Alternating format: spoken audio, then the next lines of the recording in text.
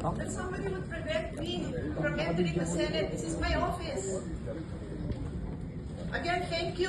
Hindi ko rin nakalain na yung Senate staff, yung media, dahil nasama na kayo doon. Kayo pang nakatulong na makarating ako dito sa hearing na to. This is the Senate. This is the halls of democracy. We will hold our hearing and we will continue. So hindi na ako magpapaligoy-ligoy. Good morning again po sa inyong lahat.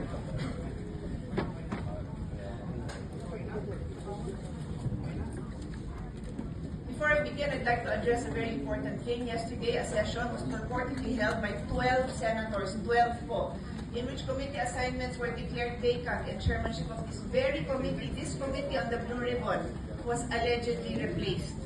I stand before you today to state clearly and unequivocally that session was invalid. Wala po silang 13. Kahit grade 1, marunong magbilang. Kailangan ng 13. So wala po silang authority gawin yung mga ginawa nila. The 1987 Philippine Constitution states, Article 6, Section 2, the Senate shall be composed of 24 senators.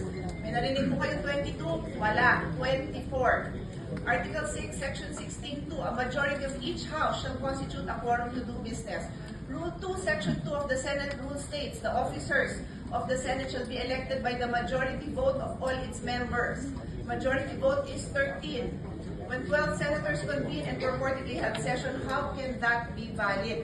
Nung tumayo po si Senator Gatchalian at sinabi niya, ang daming oposisyon, di ko na maalala lahat. Acting, presiding officer, Senate President Pro Tem, Acting Senate President. Paano po nangyari yon? Buhay pa po si Senator Legarda. Kailangan po 13. Sabi nga the officers of the Senate shall be elected by the majority vote of all its members.